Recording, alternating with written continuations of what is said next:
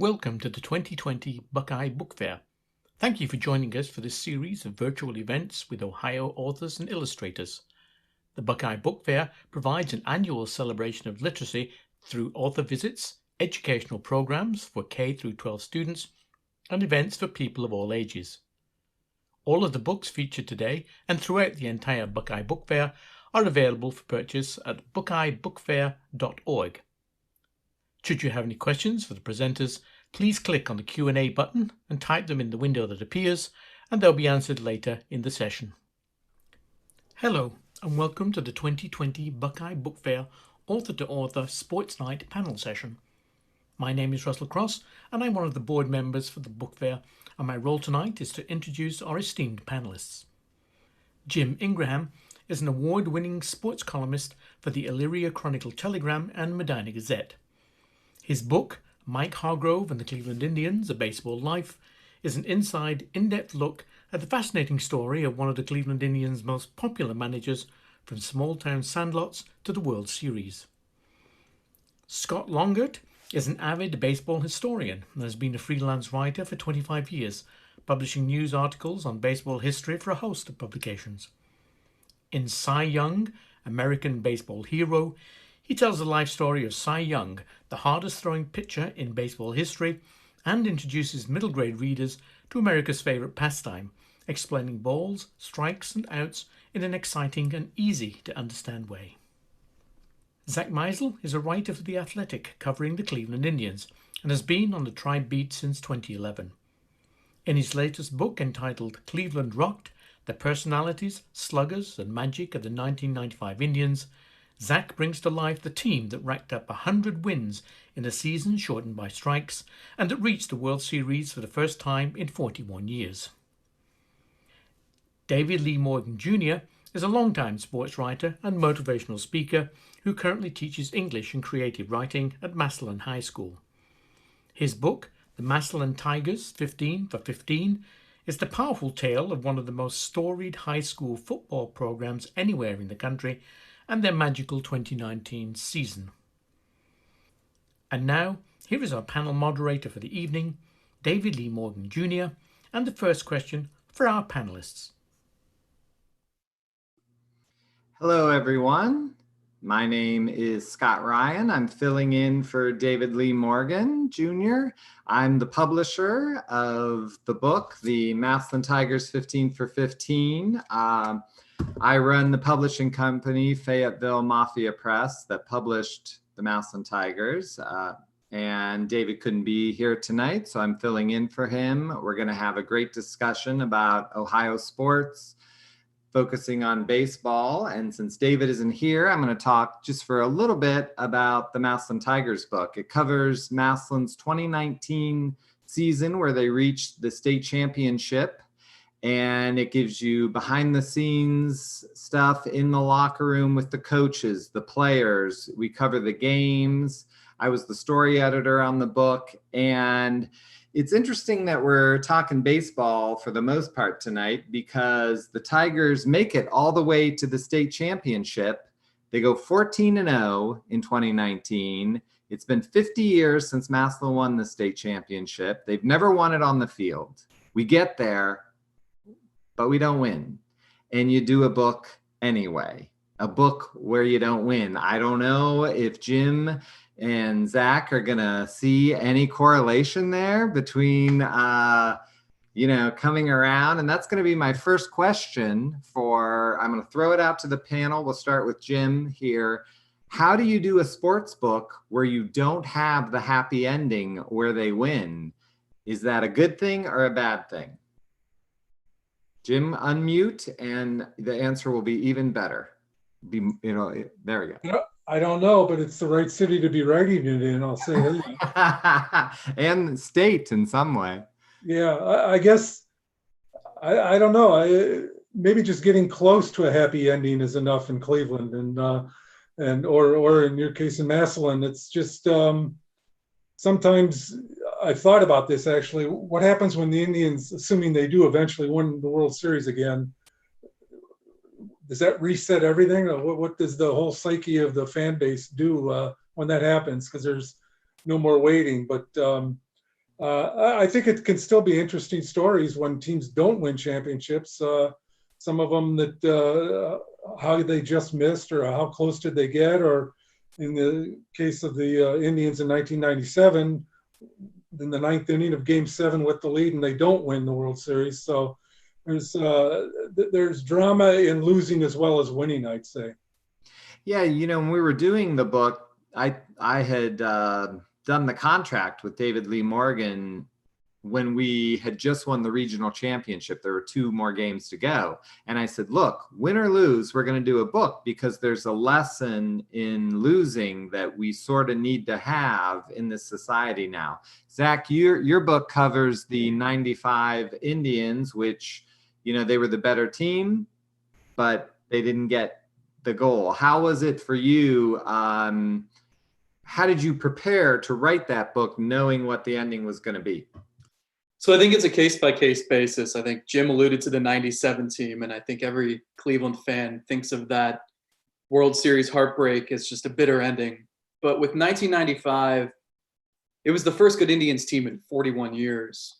Fans didn't know what to do with themselves because they had something they wanted to watch every single night for 6 months, and that just hadn't been the case. So I think I left it like my final chapter was kind of just exploring what the team's legacy is and kind of leaving it unanswered. And I think it's complex. If they win the World Series, it's the greatest team in Cleveland history, and everybody feels the same way about it. But because they didn't, I think people have different opinions. The one thing that prevails over all else in my instance is that even after they lost the World Series in 1995, because fans were just so enthused about that team, they still threw them a parade 2 days later. So it wasn't the happiest ending, but I don't think there was any result that would have dampened the spirits of the city. And because of that, 25 years later, it's a book that was worth writing. Definitely. And I think the way we do our book, obviously in Ohio, I think it's known probably that Massillon didn't win, because if they did win, everybody in Ohio would have heard the scream from Massillon.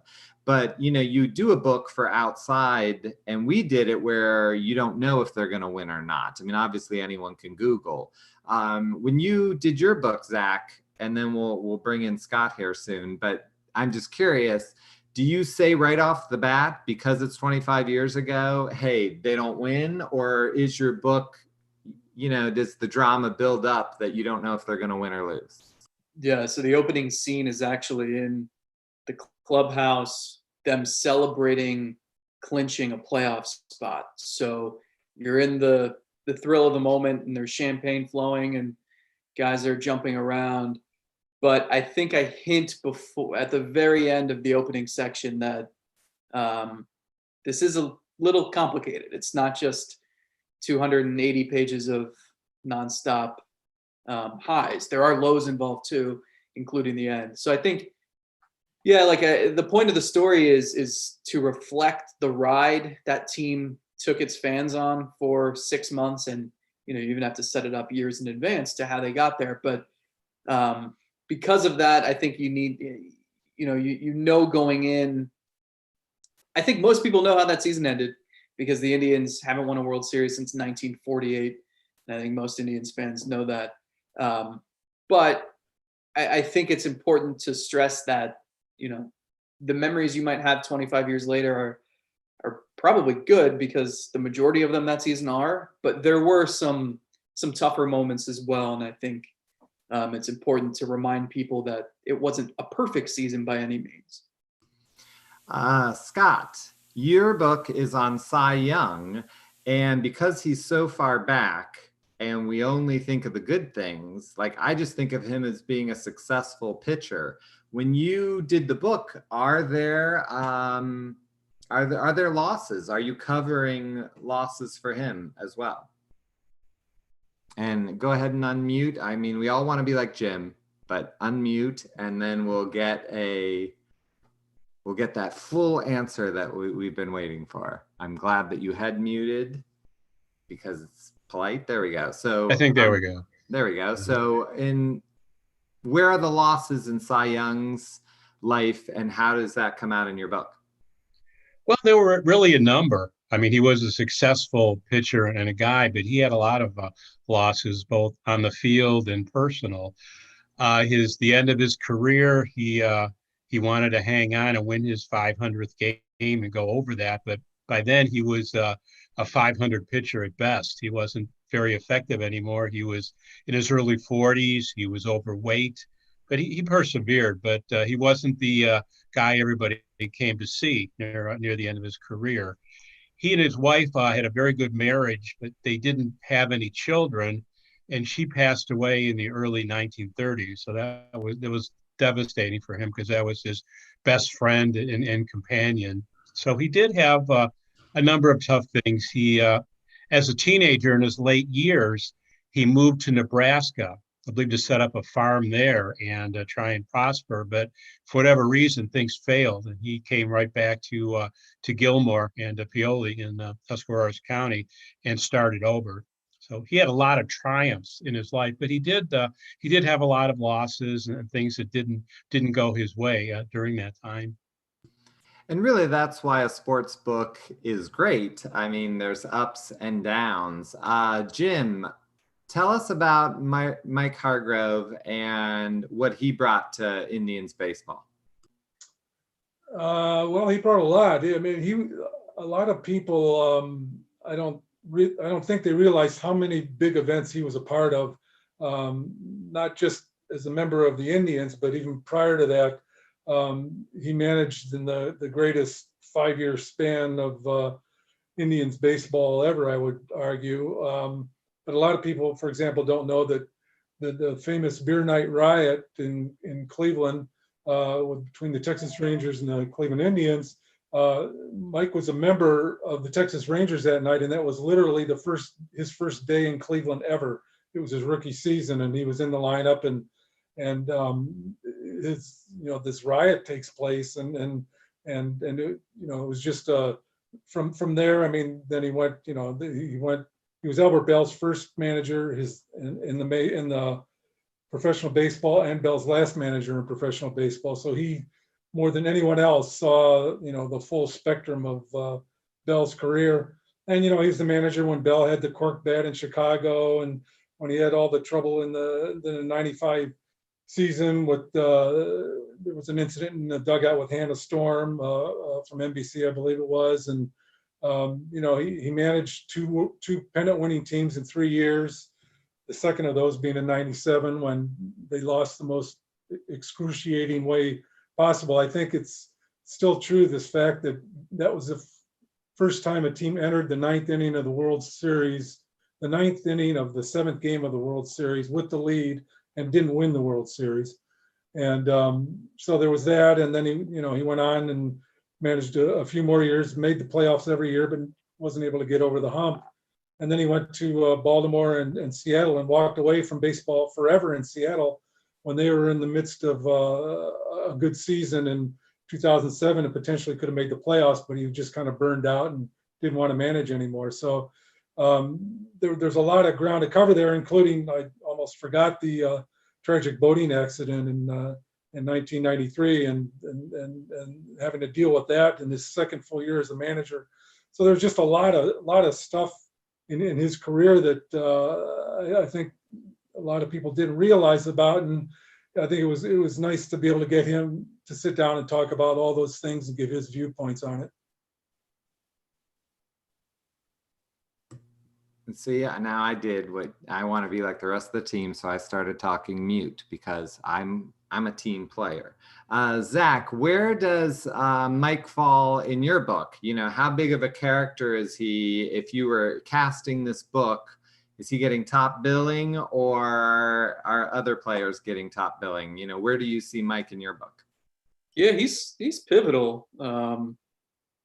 It's interesting. I mean, that clubhouse was full of characters. You had Albert Bell and his antics. You had just people with larger than life personalities. You had Kenny Lofton and Omar Vizquel and Carlos Baerga and Manny Ramirez and Dennis Martinez and Oral Hershiser and Jose Mesa, and the list goes on. Or a young Jim Thome. And Hargrove was the guy who had to wrangle all these characters and keep him in line. And so obviously that's easier said than done. I think he probably doesn't get the credit he deserves for doing that. I think it's pretty easy to lose control of a group of egos like that. But he's displayed pretty prominently. I think he has his own chapter, if I recall. And I mean, it's interesting. It's, like as Jim alluded to, they fired him after the 99 season. The next year they didn't make the playoffs, and they still had a pretty good team. 2001 they made the playoffs, exited in the first round, and that was it for a while. So that's not just because they got rid of Mike Hargrove, but he was really important. And not only that, but I mean, he's been with the organization still for a long time as an advisor. He's still got his suite at the ballpark that he watches a lot of games in. He really is Cleveland Indians baseball. And I think when people think back to that run in the 90s, yeah, you name a bunch of players, but the guy who was there for almost the entire run was Mike Hargrove. And few people can say that, player, coach, or front office member. And, we're talking about everyone's books today, Zach, Scott, Jim's, and Dave Morgan's. They're all available at buckeyebookfair.org/shop. They're going to come signed. You don't want to go to Amazon to get these books. That's a horrible idea. What you want to do is support the Buckeye Book Fair. That's what we're here for. So be sure you check those out while you're watching. Scott, your book is for young readers. And I'm curious, why pick Cy Young? What about him? Did you say this is a good place for a young kid who maybe wants to learn about baseball? Why start with Cy? Well, I'd written a number of books for adults for a number of years, and we were thinking about going in a different direction, doing something for kids, for children to learn about baseball. And so, of course, the thought was we need to come up with a player. And I just was thinking about different people, and it occurred to me about the Cy Young Award. I'm sure anyone who's a casual fan has heard of the Cy Young Award and knows what it is, but do they know who the person was, who it was named after? And I think the idea that he's an Ohioan and came from Tuscarawas County, not far from Canton, I thought he might be a good guy to look at. When I started to do research, the more I read, I thought he is a very interesting guy. And I think he represents American ideals from the late 19th and early 20th century. So I thought, why not use Cy Young as our person to help children learn more about our history and baseball when it first began. And Cy was there for all of it from the beginning, and he lived a long, long life. He was 88 years old, and he never stopped being a part of baseball. At the end of his life, he was a big promoter of Little League.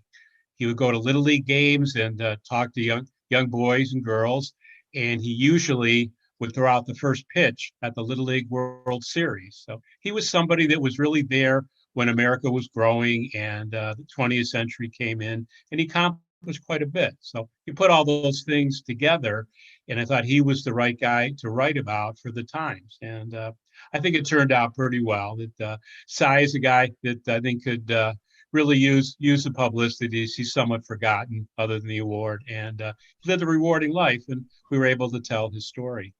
And are you trying to get the book into schools for the most part? Is that where you're marketing to try to get maybe young boys to read about baseball in school? Oh, sure. Yeah, my publisher trying to get the book into schools and libraries. It's a selection of the Junior Library Guild, which distributes books all over the country to libraries. So that's been our main focus. But in general, just to have it available in the public for mom and dads and grandma and grandpas to pick it up and get it for their children or grandchildren, so you can learn a bit about the history of baseball and the history of our country. So Jim, you've written a lot of books. What drew you to this book? What was the hook that made you think this is going to be my next book? Well, one of the biggest thing was just getting Mike Hargrove. He didn't, for the longest time, he didn't want to do a book about his life. He was really reluctant to talk about it. He's not I would say not a real big ego guy, and he doesn't like to shine a spotlight on himself. But myself and then his wife Sharon Hargrove, every couple of years we'd kind of lean on him again and say, "How about now? How about now?" And he kept resisting the notion of doing it. And I think finally Sharon probably just wore him down because he eventually agreed to do it. And I went over to his house and we just had an informal talk the first time. And I said, I started rattling off these major events, that he took that were part of his baseball career, including, like, for example, Billy Martin was his first, one of his first managers when he was in Texas. And just playing for Billy Martin is worth a lot of good stories. And I think I eventually laid out all the high points of his career, and I think he kind of realized that there was a lot there to talk about, and he was finally getting comfortable to maybe talking about it. And I think as he gets older, I think he maybe wanted to get everything on the record about his baseball career, because it did cover a lot of territory and a lot of years. And so he finally agreed to do it. And I think it was even more, there were even more anecdotes to his life than I realized. Him and his wife both have great recall for incidents and anecdotes and even dialogue from back in those years that were really valuable to me as a writer. So I just thought that, as Zack said, and he's right, he's a very underrated manager, I think, in the pantheon, not just of Indian managers, but in the managers of the era he managed in. I mean, as Zack mentioned, the egos in that clubhouse were huge. And, never mind managing the game on the field, managing the egos in the locker room can be just as difficult. And he just had that kind of knack to be able to do that. In fact, John Hart said, the general manager for those years, said the one thing, he never had to worry about the clubhouse when Hargrove was the manager, because he knew that Hargrove could keep things under control in the clubhouse. And that was a very, very difficult team to manage, in the sense that there were a lot of guys that were used to being the number one guy in their teams, and now they're all on the same team. And it could have been a source of a lot of conflict, and there wasn't. And I think he deserves a lot of credit for that. Did you do all the interviews in person? Yeah, I did. Him and Sharon, they still live out in Richfield, and they and then the wintertime they go to Tucson. But I would go out there. I went out there probably for 2 or 3 times a week for a month or two, and we just sit down, and I literally just started from day one. Tell me about Perryton, Texas, the little Texas panhandle town that he grew up in that didn't even have a baseball team, of all things. And he ends up coming out of that school and being a major league player and manager. And there were just great stories even there. Like I said, they didn't have a baseball team, so he golfed instead of played baseball. He played travel softball on his father's team, and he was, as a teenager, playing with these 30-year-old guys that were, he was the first baseman, his dad was the third baseman, and he would bat third, and his father would bat fourth. And there were just a lot of great stories of just growing up in the remotest part of Texas that there is. So it just is a life, I think, that needed some light shined on it, and hopefully I was able to do that. Did you have any questions that were difficult? Because when you're interviewing someone, you sort of, you have to remain professional, but you're bound to really get to like this guy, and you develop a friendship. Did you have to push him sometimes to maybe get him to talk about rough times and circle around, or it was all easy? Most of it was easy. There were a couple times when I had to nudge him a little bit. He really doesn't like talking about himself, but once I got him going, he kind of enjoyed it. He even said when we were done, he said it wasn't as painful as I thought it was going to be. And he had a lot of stories that I'd even forgotten about. He was in the minor leagues, he was a really rambunctious player that some of there were a lot of minor league fights back in those days, and he was in the middle of a lot of them. And I think one of the things that I learned that I didn't know was just the competitiveness and the edge he had, and how, what a tremendous competitor he was, and temper that he had at times in the minor leagues that he was able to get under control, but that got to the big leagues. But he told me, for example, that when he first broke into the big leagues, he would be walking into the ballpark and someone would say just hello to him. And he said, I felt like going over and knocking the guy out. I was so geared up for the game that day. And my theory on that was he made the jump from A ball to the major leagues.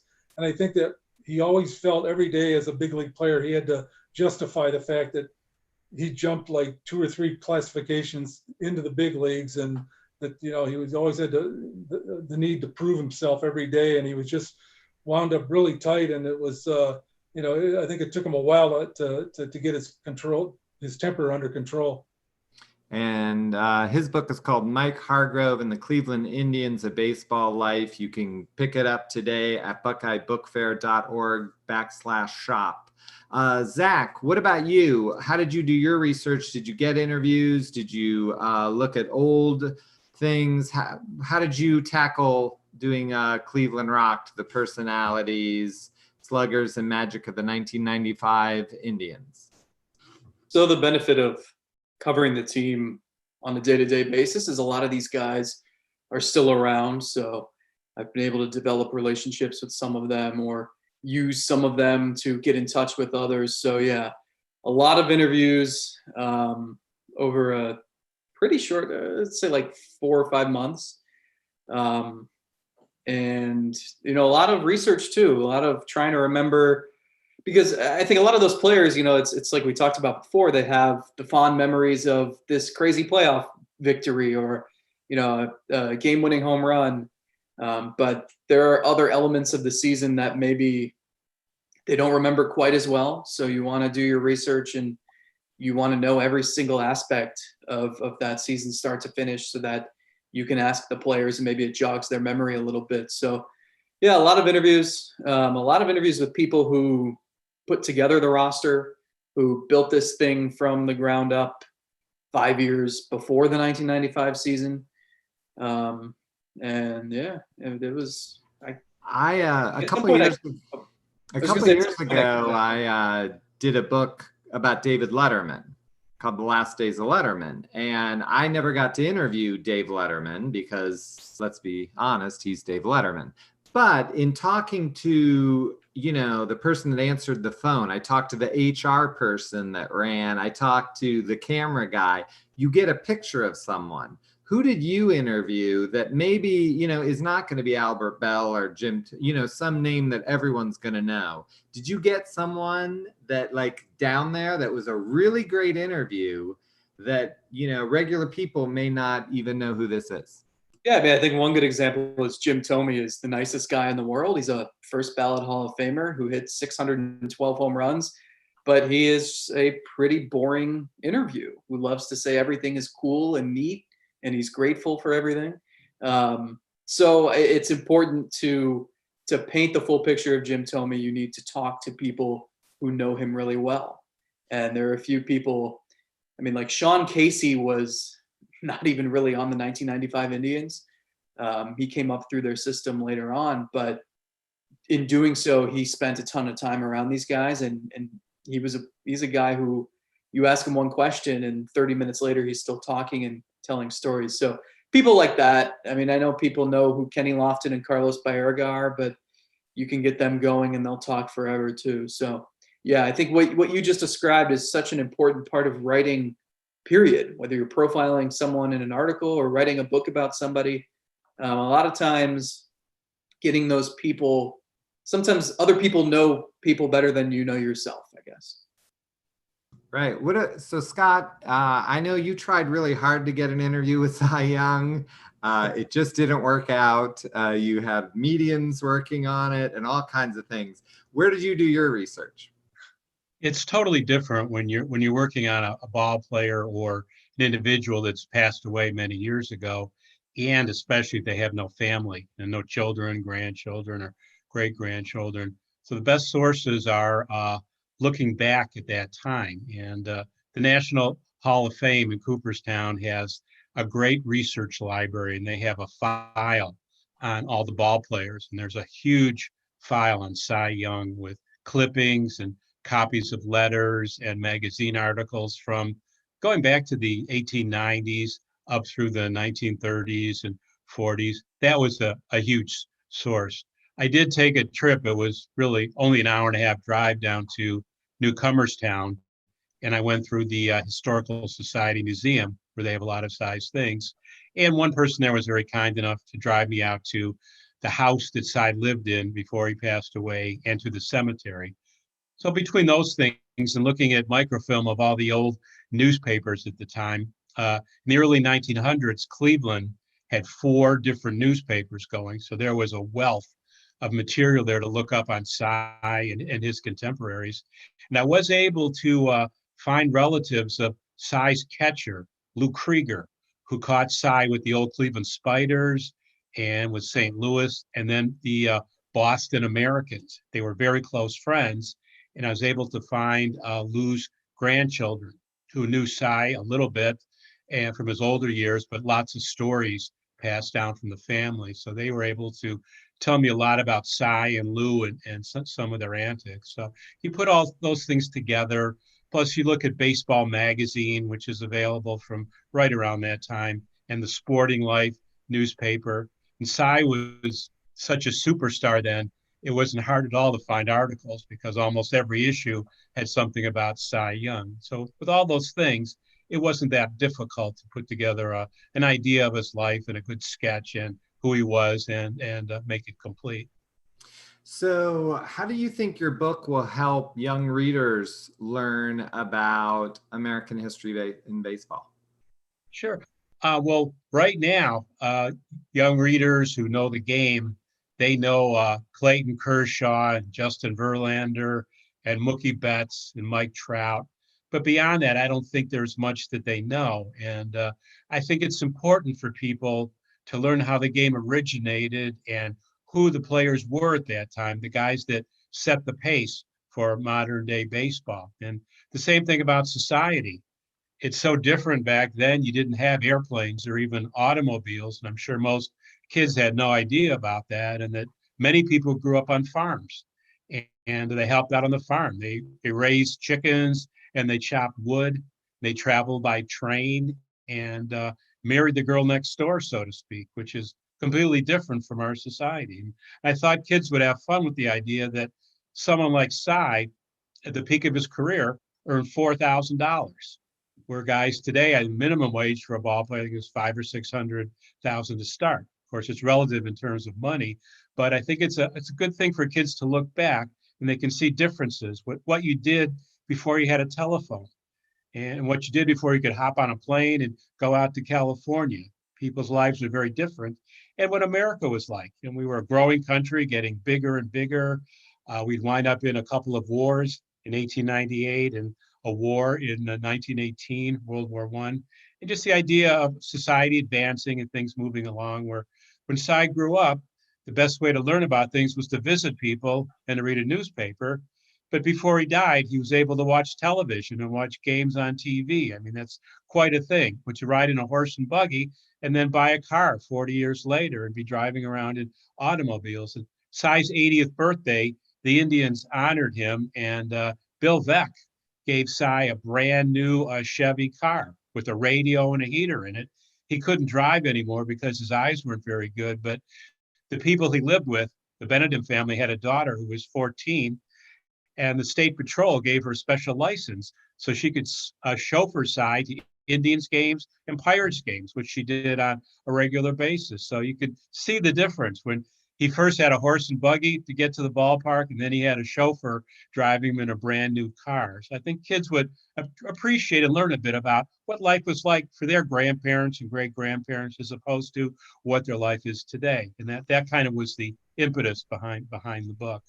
And honestly, making $4,000 a year, he could have been a writer. For back to you, Jim. You've mentioned Sharon, Mike's wife, a couple times, and Scott mentioned how Cy's wife played a big part in his career. You often don't hear about the wives behind the coaches. Tell us a little bit about Sharon. Well, they were both literally high school sweethearts back in Perryton, Texas. They got married at a very young age, and I would describe as like the the ultimate baseball wife. She really has a feel for the game and the nuances of the game and the people in the game. I would say one of her best moments was when the boating accident occurred in '93, and they had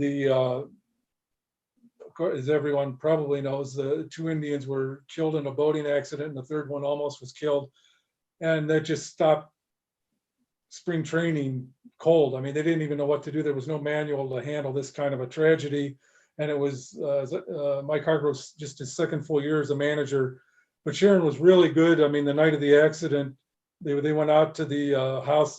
Tim Cruz was one of the players that was killed, and he had a home on the edge of this lake where the accident occurred, and they all rode out there to comfort the family. And Sharon was immediately kind of took charge of that whole scene, and sat there with Steve Olin was the other player that was killed, and she called Steve Olin's parents and met him at the airport when they flew down to Florida, and helped with a lot of the planning and thoughts on what should happen now. That how do we get through this tragedy? She was really important in that part of it. And throughout Mark's career, she always was. She would go to probably a lot of games, as many as she could, although it was not easy later on because they had 5 kids.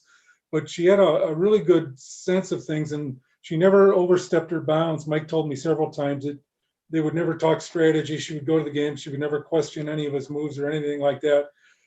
She knew just how far she was entitled to go. But one thing she did always ask Mike about was if they were ever going to send a player down after the game or trade a player after the game, she asked Mike to tell her that ahead of time, because she wanted to make sure she was in the players' room, which is where the families go after the family room is what they call it, actually. After the games, the families congregate in this room. The players will come in when they're done showering and everything. But she wanted to be in there when the wife of the player who was being sent down or was being traded got the news, which was usually a phone call from the clubhouse from her husband, because she just wanted to be there to kind of comfort the wife and the family and tell her it's not the end of the world, and kind of that kind of thing. She really had a good feel for that stuff, and she's had a tremendous sense of humor. You know, she was always the first one to knock Mike down when he got a little full of himself. And maybe the best quote, my favorite quote in the book, is when Zack mentioned at the end of the '99 season, when they got eliminated by Boston in the first round of the playoffs after winning the first 2 games. They lost 3 in a row and got outscored by like 20 or 25 runs after the last game, and they were eliminated. And she knew, and Mike knew, that was a big year, that they not only had to get to the World Series, but it would be really good if he finally won one. And they got eliminated in the first round. So after the last game was over, Sharon took the whole family, all 5 of them, down into his office. And she says to the kids, Mike was taking a shower, so he wasn't in the room. She says to the kids, "Okay, kids, take a good look around. This isn't going to be Daddy's office anymore." So even in moments like that, she still had a sense of humor, but she was really more of a partner than a wife for him. I mean, she has it in their home to this day. She has canceled checks. They lived in 23 different homes in 25 years in their baseball lives together, and she had a canceled check from each of the homes framed and put on their wall now, so they can remember those transient days that they had. And she was just a really good source for me, because she was there for all of this, and had a good level eye on it, and had some really good humorous stories, and was a very good person for me. But most importantly, she was a good wife for her husband. As I think probably most people know, it's not always it's not always as glamorous a life as it seems when you're a baseball player. For example, Mike got traded from Texas to San Diego, and he was only in San Diego for like 2 months, and he wasn't playing at all. So he asked the Padres to trade him, and they traded him to Cleveland. And when Sharon found out about that, her and her 3 girls sat on the floor of their apartment in San Diego and just started crying, because she didn't want to leave. They had just gotten the whole family shifted out there, number one. But number 2, they were going to Cleveland, and her only memory of Cleveland was the beer night riot, which she listened to, by the way, in her car with her father. They were driving around Texas Panhandle, because when Mike got on the Texas Rangers, a local station in Perryton picked up their games just because Mike was on the team. So she's listening to this riot over the radio with her father in the car, and thinking, she actually said to her father, they're going to kill him. He's never going to get out of this alive. And so her first thought when they got traded from San Diego to Cleveland was, why Cleveland? Anywhere but Cleveland. So she was really a terrific baseball wife, and I think the two of them are really a great partnership. It is great to see the wives playing a big part. And in Dave Morgan's Massillon Tigers 15 for 15, the coach's wife actually writes about the Massillon McKinley week and what she has to do, because that's the big thing. We do have a question. If Sean, is that what you're telling me, that we got Terry Armstrong's question? Yeah, we do have a question right now So for Jim. Those of you who are watching, if you have any questions, there's a Q&A. Type in a question through the Zoom. I'm going to get to it in a second, Sean. I'm going to get to Zach, and then we'll do the question, if that's all right. That's good. But yeah, so anyone who's watching, you can type a question. We're going to get to them soon. But I have a question for Zach here, because his book really covers the 95 Indians, really focusing in on a specific time.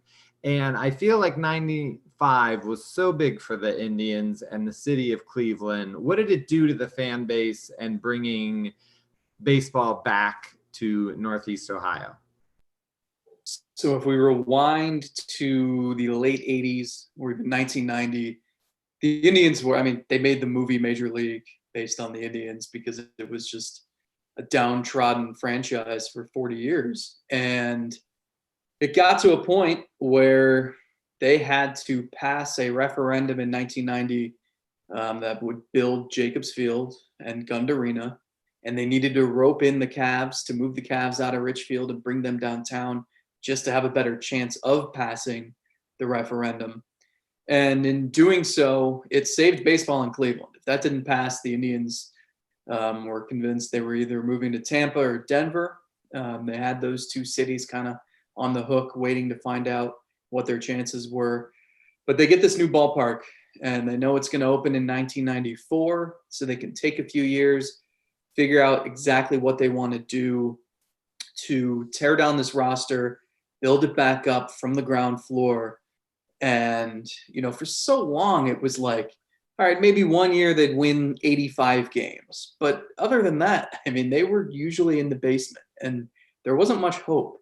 And when you did have hope for a minute, and that season came around where they won 85 games, and you got your hopes up, and, they were on the cover of Sports Illustrated in 1987, as they declared the Indians would win the World Series that year, and then they lost 101 games. So that they always had the rug pulled out from underneath them. And for the first time, this team didn't resemble any of those teams that fans had become familiar with. So, baseball, when you have a good team, especially when you weren't quite expecting the team to be as good as they turn out to be, like, it can be the heartbeat of the summer. And so you think about that Indians team, it was uncharted territory because they won 100 games. They hadn't had a season like that since the 50s. And so the people who could even remember the 50s, it had been so long that they were thrilled. So it really galvanized everybody. I think everybody was incredibly invested. That was the year where they started selling out every single night. It started out the 455 game sellout streak. And, it's interesting because they were good in 96 and 97 and 98 and 99 and 2000 and 2001. But because it was that first year where it was the first taste of it, it was all new, and it just felt so special. So I think that's why people are attached to that season more than others. And that's why it meant so much. And you think about the timeline, it was November of 95 when it was announced that the Browns were leaving town.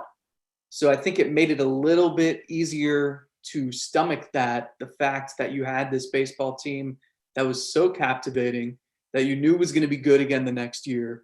And fans had already started scooping up tickets for that next season anyway. So it meant a lot. That team came around at the perfect time, and it took years and years of planning and some good fortune to make it happen. And all these books that we're talking about can be bought here at the BuckeyeBookFair.org shop. So we have a question for you, Jim, from Terry Armstrong. He says, longtime Indians fan from the Mahoney Valley.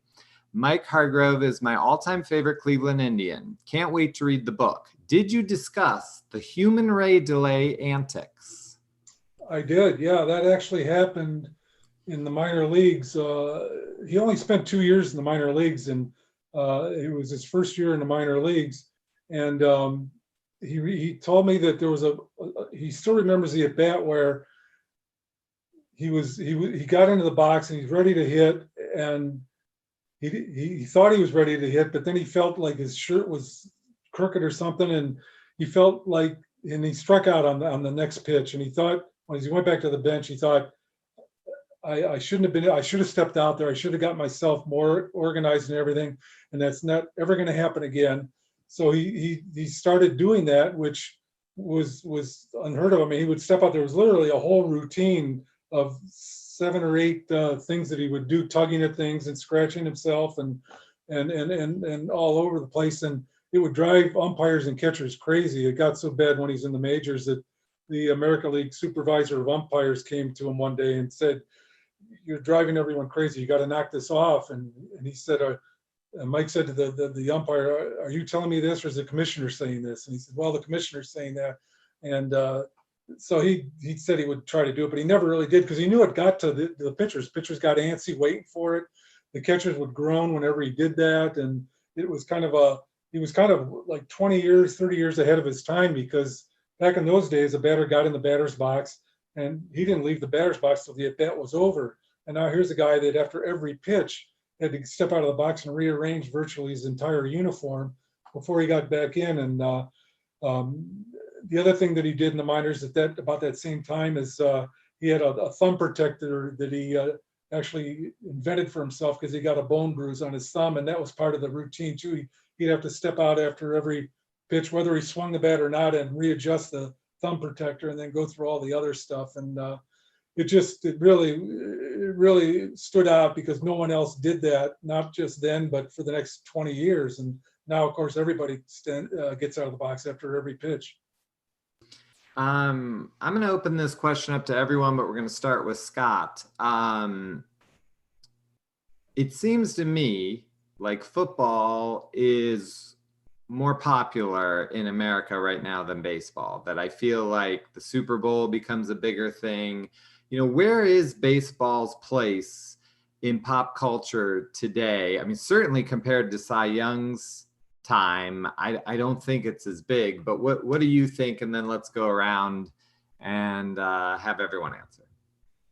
Well, sure, things have changed. You know, baseball had its reign for many, many years. That was the game, and everything else was secondary. And now football apparently has passed it as attendance figure shows and television ratings. But I think baseball has still remained a tremendous game and has tremendous appeal, whether it's the most popular sport or not. I think the people that follow baseball really, really enjoy it, and that's their sport. And they'll watch it through thick and thin. Going to Indians games, when they played, there'd be crowds of 28, 30,000 people. That can't compare to a football crowd of twice that, but people yelling and applauding and having a great time. I don't think you can demean that in any way, whether other sports have passed it. I think it's just still a terrific American thing, always has been, and always will be.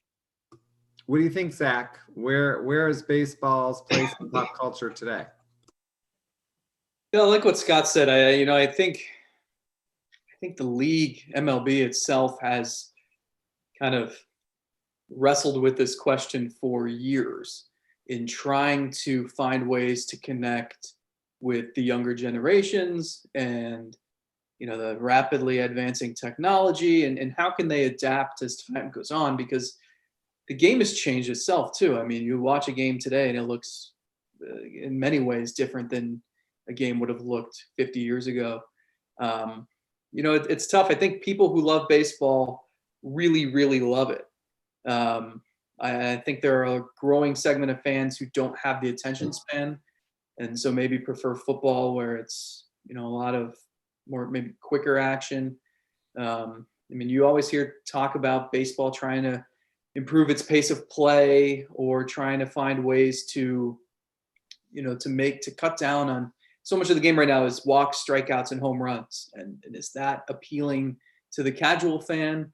And if not, how can they make the game maybe more palatable? So I don't know. It's a complex issue. I know baseball has struggled with marketing its stars. It feels like the average person on the street can name 20 of the NFL's 32 starting quarterbacks, but they can't name the 3 most popular players in MLB. So it's hard for me to judge it because I've loved baseball since T-ball. But I think the average person maybe feels differently and doesn't have that same attachment to their youth or to a family experience. So yeah, I hope they find a way to market it better and to connect with younger generations, because I'd love to see it really be America's pastime in the future. Jim? Yeah, I think what football's done to surpass baseball, they've made their games an event, and you can do that because it's only once a week. But baseball games are a long-term thing. I mean, it's a 6-month season, and there's games every day, and each individual game isn't the event that a football game is. But I still think that there's a core and a nucleus of interest there, because when you think about it, virtually every person in this country, I would say almost, plays baseball at some level, some point in their life. And I don't think you can say that about football or maybe even basketball. But I mean, even, boys and girls from the youngest age, one of the first games they learn is baseball. And that, I think, kind of is inbred into them, going back as far as you want to go back, even to right now, I would argue. And, at some point along the way, baseball's kind of lost that momentum. And I agree completely with Zach that baseball's done a horrible job of marketing, not just its game, but its stars. And that's one thing that basketball and football for sure has done a great job of, is marketing their stars. And I mean, Mike Trout might be the greatest player ever, and probably half the country has never even heard of him. And that's and he's playing in a big market out in LA. So, there's a lot of things that baseball can do that they're not doing from a marketing standpoint. And just the way the game is being run and legislated and everything. I think the acrimony between the players and the owners gets kind of old after a certain point. I think the Houston Astros scandal recently, that doesn't help. And it just seems like, the game itself is still the same game, and I think it can be a very popular one. But I forget who said this, but someone said once that baseball must be a great game to survive all the idiots that run it. So I think it's more the people that are in charge of baseball than the game itself, because the game itself is really at its core not a whole lot different from what it was 100 years ago. It's just how it's being presented and how it's being marketed. Well, we're going to keep baseball alive with these 3 great books. We've got Mike Hargrove and the Cleveland Indians, A Baseball Life. We've got Cy Young, An American Baseball Hero. We got Cleveland Rocked, The Personality Sluggers and the Magic of the 1995 Indians. And me, your host, publishing the Massillon Tigers 15 for 15. It's about football, not baseball, but hey, they lose just like the Indians. That kind of helps. And I'm seeing the faces on the bottom. I think that means I'm getting the wrap-up signal. Am I taking that correctly, Sean? We're not getting the wrap up. We're just coming in, and if any of our participants right now have any questions, you can put that in the Q&A. This has been a great session. Very entertaining, very educational. So if you have any Q&A, please post it right now. I guess we can ask the authors some other questions. Scott, if you have any other ones? Yeah, because we're all Ohioans, I wanted to real quick, we've got to keep books alive.